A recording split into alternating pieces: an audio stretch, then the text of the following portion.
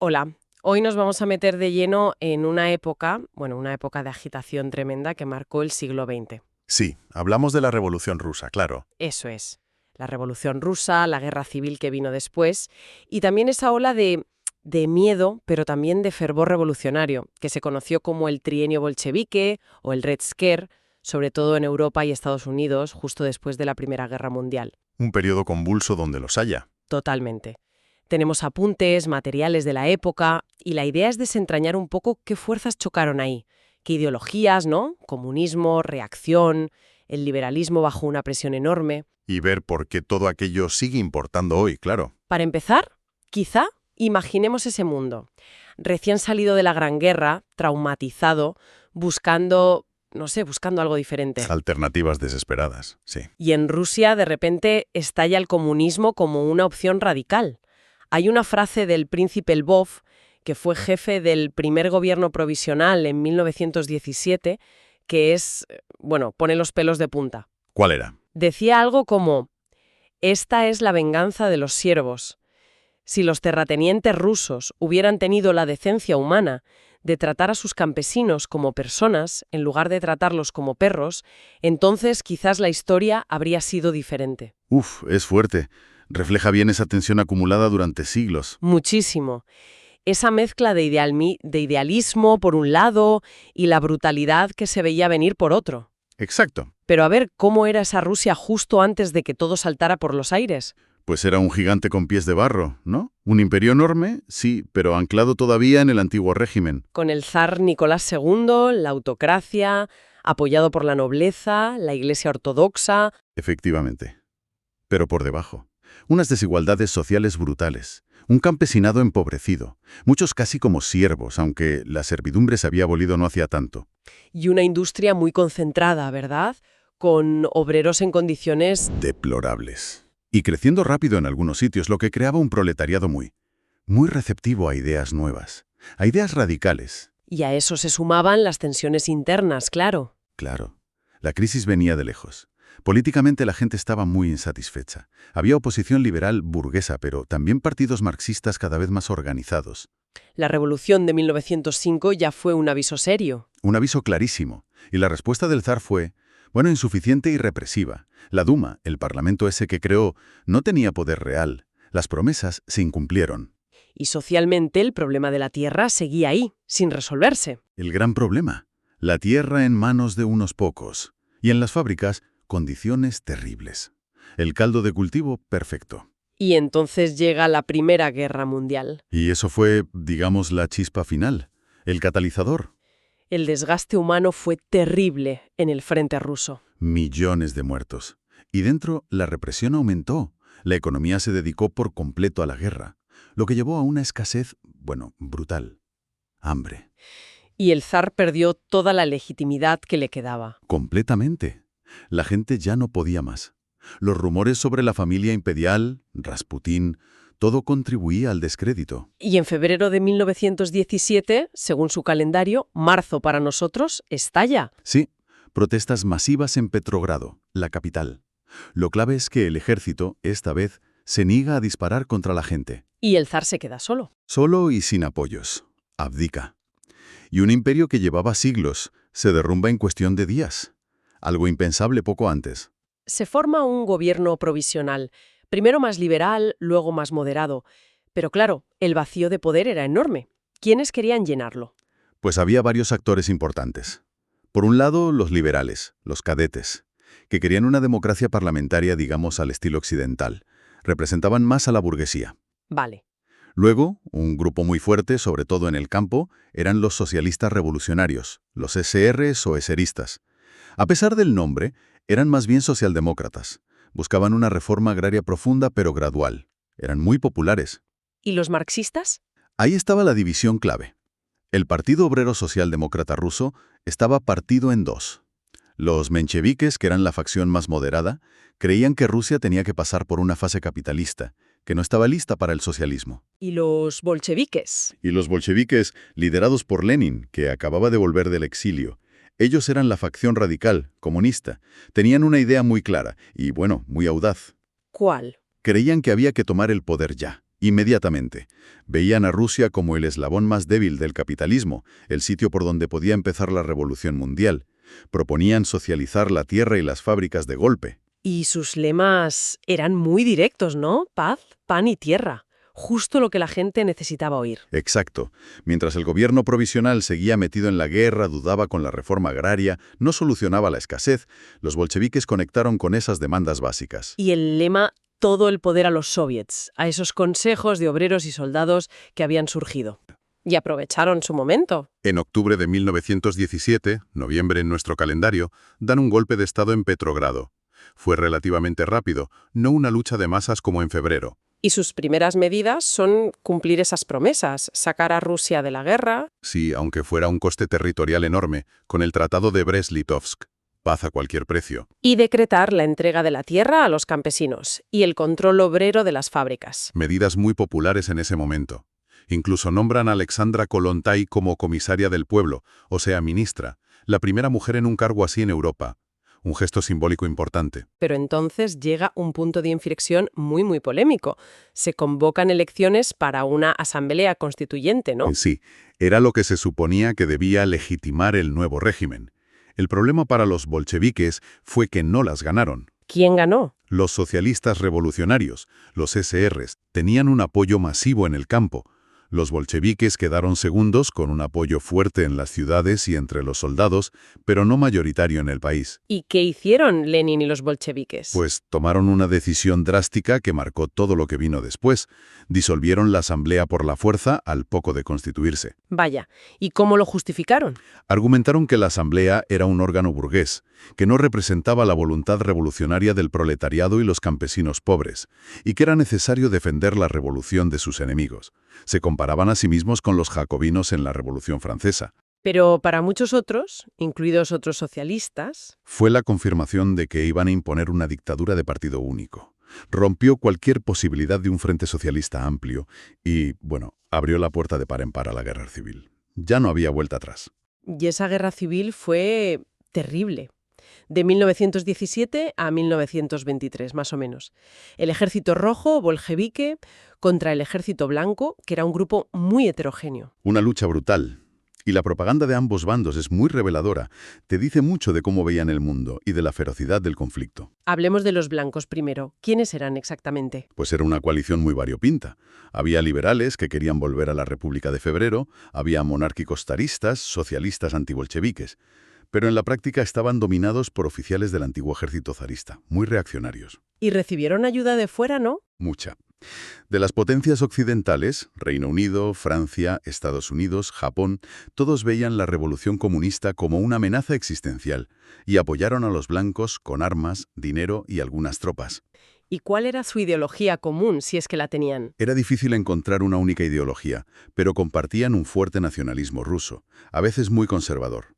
La defensa de lo que llamaban la civilización cristiana occidental, la propiedad privada, Y en su propaganda se veían cosas muy duras. durísimas. El antisemitismo era una constante. Culpaban a los judíos de la revolución. Era un recurso muy habitual.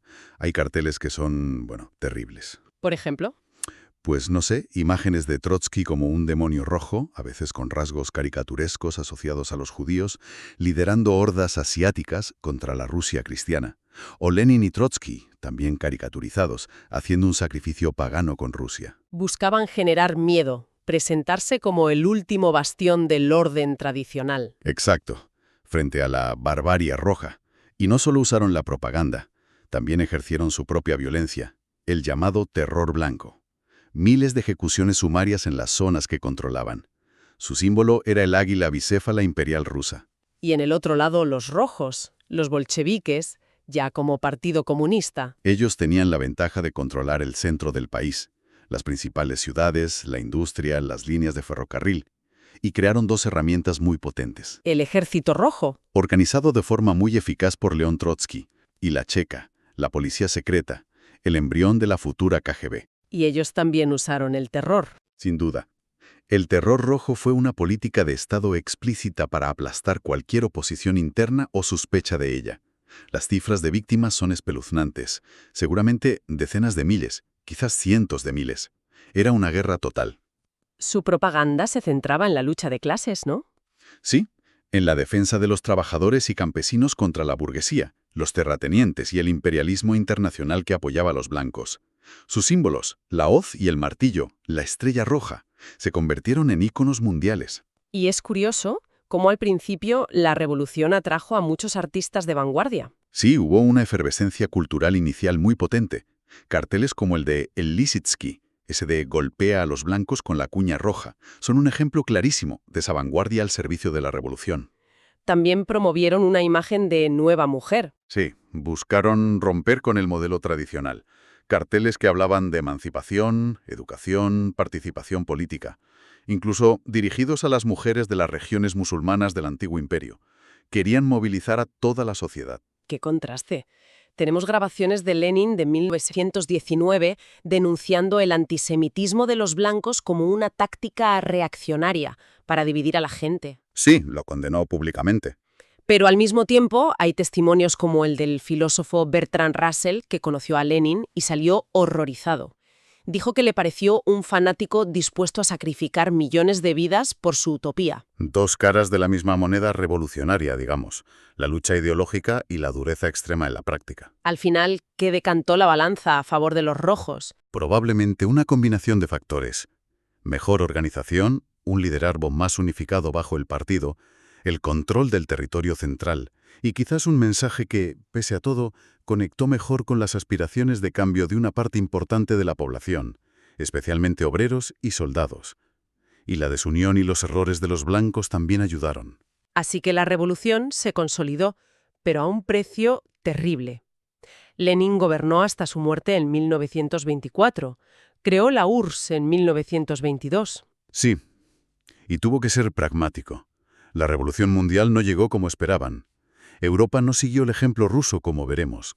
Y dentro del país, el caos era enorme después de la Guerra Mundial y la civil. Por eso, en 1921, Lenin impulsó la nueva política económica, la NEP. Fue como un paso atrás temporal. Se permitió cierta propiedad privada, sobre todo a los campesinos, para que produjeran y vendieran sus excedentes. Era una forma de estabilizar la economía y calmar el descontento. Una admisión de que la utopía comunista inmediata no era viable. Y después de Lenin, vino la lucha por el poder y el ascenso de Stalin. Exacto. Stalin se impuso a sus rivales, como Trotsky, y estableció un régimen totalitario mucho más férreo. Puso fin a la NEP.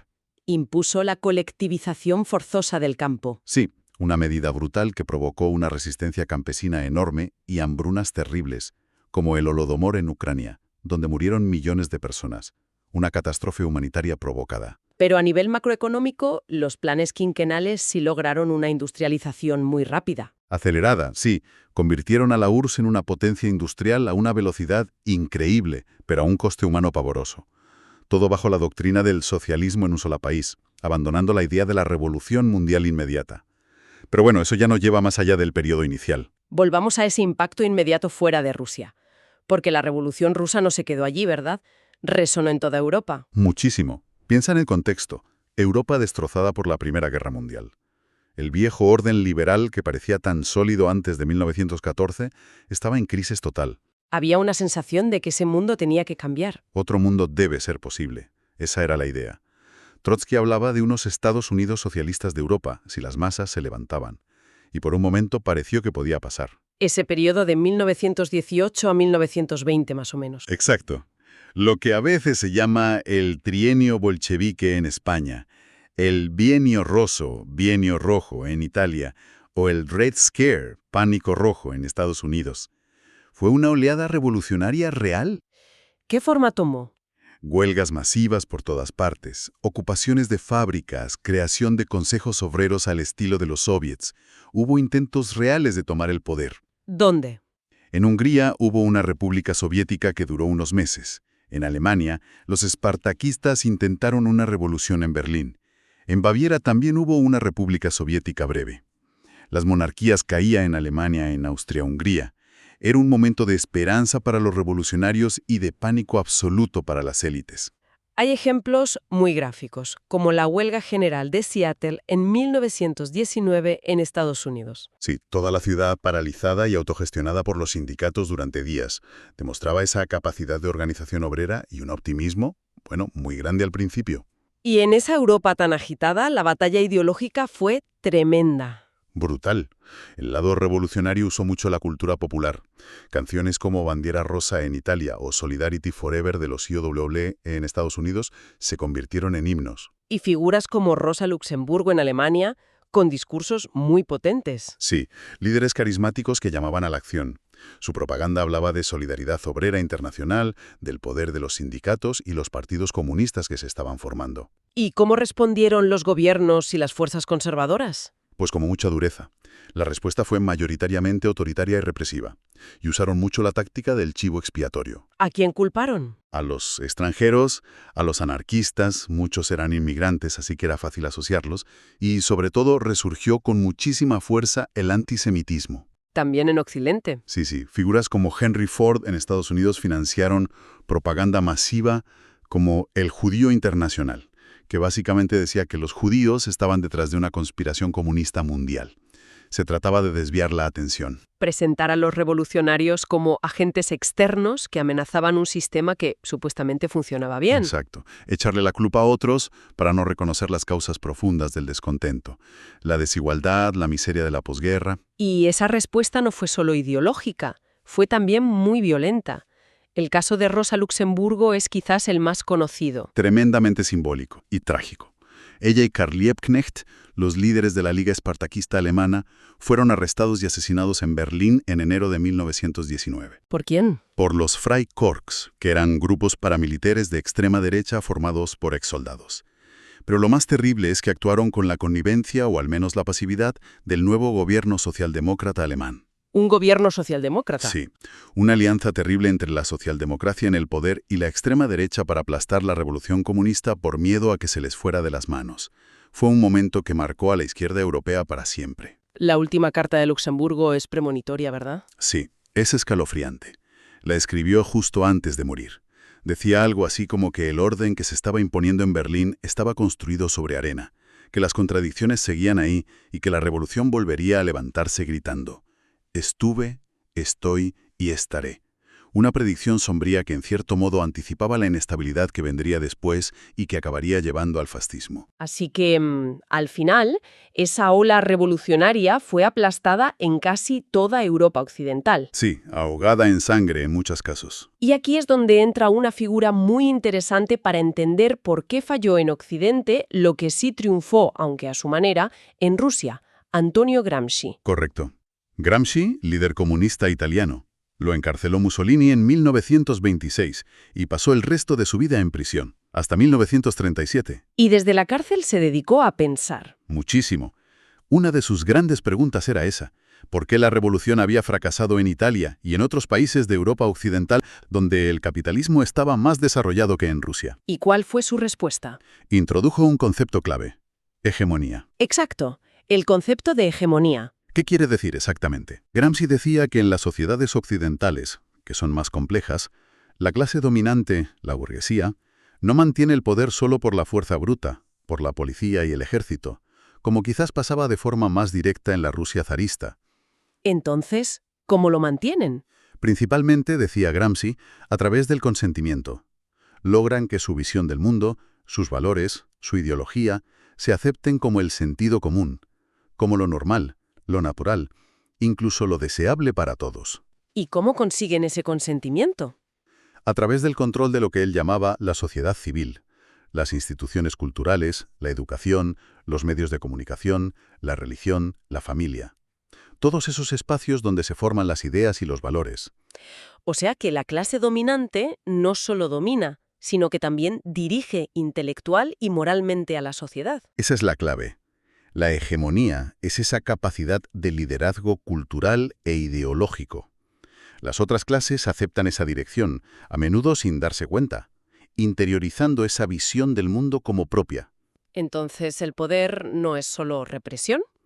Es también, Convicción. o al menos aceptación pasiva. Exactamente. Para Gramsci, Esta dominación a través del consenso cultural es mucho más fuerte, más estable y más difícil de romper que la simple coerción, sobre todo en países con una sociedad civil desarrollada. Por eso, la revolución en Occidente no podía ser una simple copia del asalto al poder ruso. Requería una lucha cultural e ideológica mucho más larga y profunda. Un análisis muy potente y que da mucho que pensar. Bueno, hemos hecho un recorrido intenso. Desde la caída del zar, el nacimiento de la URSS en medio de una guerra devastadora, hasta ese eco revolucionario y la reacción que provocó en Europa. Un periodo que sin duda lo cambió todo. Las coordenadas del siglo XX se definieron en gran medida ahí. Totalmente.